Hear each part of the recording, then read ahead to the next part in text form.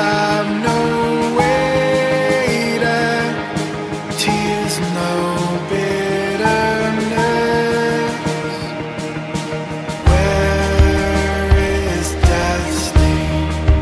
Where grave thy victory?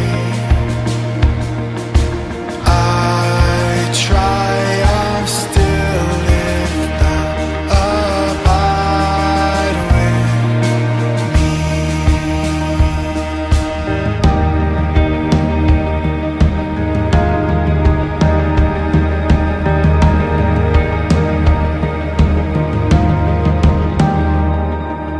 Hold thou thy cross before my closing eyes.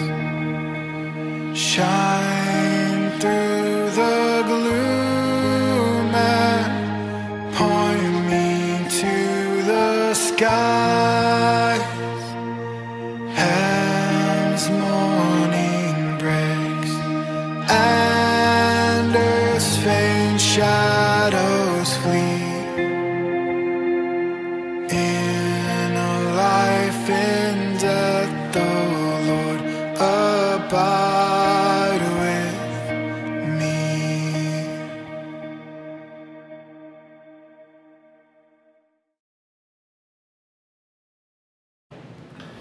Isang mapagpalang araw po sa inyong lahat, mga magulang namin at mga kapatid. Welcome po kayo dito sa St. Paul United Methodist Church, Tondo, Manila, Online Prayer Covenant.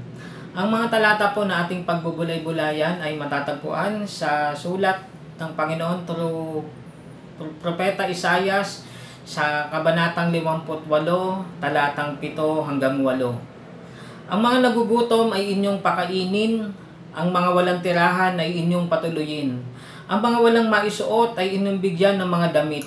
At sa mga nangangailangang mga kamag-anak ay huwag kayong magkakait. Kung magkagayon, sisikat ang liwanag sa inyo at matutulad kayo sa bukang liwayway. Hindi magtatagal at manunumbalik ang inyong kalusugan. Mahahayag sa inyong unahan ang mabubuti ninyong gawa. At sa inyong hulihan ay papatnubayan kayo ng kaluwalhatian ni Yahweh. Mabigat at mahigpit ang hamon ng Diyos sa kanyang bayan sa pamamagitan po ni Propeta Isaias.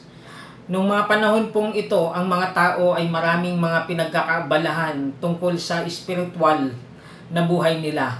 Katulad ng pag-aayuno, katulad ng pagsamba, yun po, mga spiritual discipline din po iyon. Pero masyado yatang may naiwanan na dahil masyadong naging abala na sa tinatawag na spiritual discipline na laging nakatuon na lang sa kanilang sarili at nakalimutan na nila yung pangangailangan din ng kanilang kapwa. Alam niyo po yung pumapasok ng simbahan, walang kilala, paglabas ng simbahan, wala pa rin kilala o walang binate, walang pinansin. Masyadong nakapokus lang na ang importante nakasamba ako, importante nakapasok ako ng simbahan. Pero yung relasyon na kaugnayan sa kapwa, lalong-lalo na sa mga nangangailangan, ay hindi na po ito napapansin. At katulad po ng mensahe ng Diyos sa pamamagitan ni Propeta Isaias, may hamon siya doon sa mga tao na walang makain, bigyan ng pagkain, walang matirahan, patuluyin o gawa ng paraan na may matuluyan kahit pansamantala. Yung walang maisuot, bigyan ng kasuotan. At saka lalong-lalo na yung sa mga nangangailangan mga kamag-anak ay huwag kayong magkakait. Ito po yung hamon ng Diyos. At ano yung magiging kapalit nito? Bagamat hindi po tayo sumusunod dahil may kapalit, may kabayaran. Hindi tayo tumutulong, hindi tayo nagbibigay kasi mayroong kapalit o kabayaran. Kundi ginagampanan po natin ang ating tungkulin bilang habag sa kapwa. Dahil ito ang sinasabi ng salita ng Diyos na sinisikap lang po natin gawin o gampanan. At biyaya po iyon ng Panginoon kung tayo man ay nakakapagmalasakit o nakakatulong sa kapwa natin. At ito po yung pangako ng Panginoon, yung sisikat ang liwanag at matutulad kayo sa bukang liwayway. Kumbaga, yung kalusugan, manunumbalik, sisigla, ang buhay, ang pisikal na kalagayan. Dahil sa halip na nagmaramot ka, sobra-sobra na yung pagkain mo, masuka-suka ka na sa pagkain, baka may pagkakataon naman na makita mo rin may mga kapwa ka na kumakalamang sikmura, walang makain. Baka paminsan-minsan ay mag-fasting ka din or magbigay ka ng kaunting salapi, tulong o luto, magluto ka para makatulong ka sa iyong kapwa. At dahil din po doon, makikita yung mabubuting gawa, hindi dahil, sabi rito, mauuna, mahayag sa inyong unahan ang mabubuti ninyong gawa. At maaaring sa pagtingin, nakita tayo na may mabuting ginawa sa kapwa natin. Baka doon mag-umpisa yung meron ding iba na magmamalasakit sa iba. At napakaganda po ng maging community po na iyon, ng komunidad na iyon. Ikaw man ay individual, ikaw man ay kabahagi sa isang simbahan, sa isang outreach program ng pagtulong sa kapwa. Malaking bagay po iyon na hindi man nakagante, nakabalik, pero yun ang gusto ng Panginoon.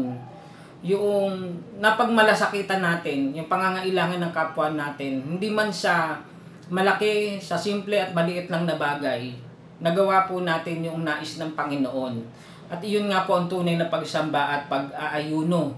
At dahil din po doon, sa inyong hulihan ay papatnubayan kayo ng kaluwalhatian ni Yahweh. Wala na pong ibang pinakamasarap na kasama, kaagapay, katuwang natin sa buhay, kundi ang ating Panginoong Diyos na nagpapala sa atin upang tayo rin ay maging daluyan ng pagpapala sa ating kapwa. Maalala po natin noong mga nakaraang bagyo dito po sa ating bansa, may mga simbahan na nagbukas ng kanilang pinto para makatuloy yung mga kababayan natin na nasalanta po ng baha, ng malawakang pagbaha. At napakalaking bagay po yun. At ngayon po sa ating paghahanda para sa darating na Kapaskuhan, maaaring ito rin yung pagkakataon para maipadama po natin yung pagtulong at pagmamalasakit natin sa kapwa natin. Lalong-lalo na yung hindi makakagante, hindi makakabalik, hindi makakabawi sa atin ng kabutihang ginawa natin. Bigyan tayo ng Panginoon ng karunungan. Tutulong tayo, tumulong tayo, huwag na nating hintayin kung kailan may trabaho tayo, kung kailan may pera tayo. Naniniwala po ako na nasa puso po yung pagtulong. Malaki, maliit, marami, kaunti man yung hawak mo, na pangtulong sa kapwa mo, ay nakikita ito ng Panginoon. At ang Panginoon ayaw niyang may utang siya sa mga gumagawa ng kabutihan, lalo na kung bukal sa puso yung ginagawang pagtulong sa kapwa. Naniniwala po ako na ayaw ng Panginoon na may utang siya. At siya ang patuloy na magpapala sa iyo para patuloy kang maging daluyan ng pagpapala sa iyong kapwa. May God give us wisdom kung paano tayo makakatulong sa iba, maliit o malaki mang kaparaanan. At maging desire po ng puso natin ito. Dahil ito po yung nais, kalooban ng Panginoon na gampanan natin bilang mga mananampalataya. Sa pangalan ng Ama, ng Anak at ng Banal na Espiritu. Amen. Tayo po ay manalangin. Salamat po aming Ama at aming Diyos sa panibagong araw. Nawa bumabangon, gumigising po kami nang mayroong inspirasyon, may kagalakan, may pag-asa sa puso namin, Panginoon. Lalong-lalo na kung may kabutihan kang inilalagay sa puso namin at nais po namin itong mag-materialize sa pamamagitan ng pagtulong at pagmamalasakit sa iba at dakilang Diyos. Panginoon, pagpalain mo sila na nakikinig ngayon, O Diyos. Hindi po aksidente na napakinggan nila ang mensaheng ito upang magpaabot din ng pagmamalasakit sa kapwa nila, Panginoon, na mga nagugutom, walang matirahan, o kaya walang maisuot, Panginoon. At kuminsan meron lang nangangailangan ng panalangin, nangangailangan, Panginoon, na pagpapalakas ng loob, O Diyos, sa kapwa namin, Panginoon. Tulungan niyo po kami na sa biyaya mo, magampanan po namin ito bilang individual at bilang simbahan. Pinagpapala ka namin, Panginoong Diyos, sa umagang ito. Dalangin po namin minsan pang maghapon, mag-iisang hamon at pagpapala, isang bagong karanasan na kayo ang buhay na Diyos na aming kasama. Binabalik namin sa inyo ang pinakamataas na papuri, pagsamba, sa matamis na pangalan ng inyong anak na si Jesus. Ito po ang aming dalangin. Amen.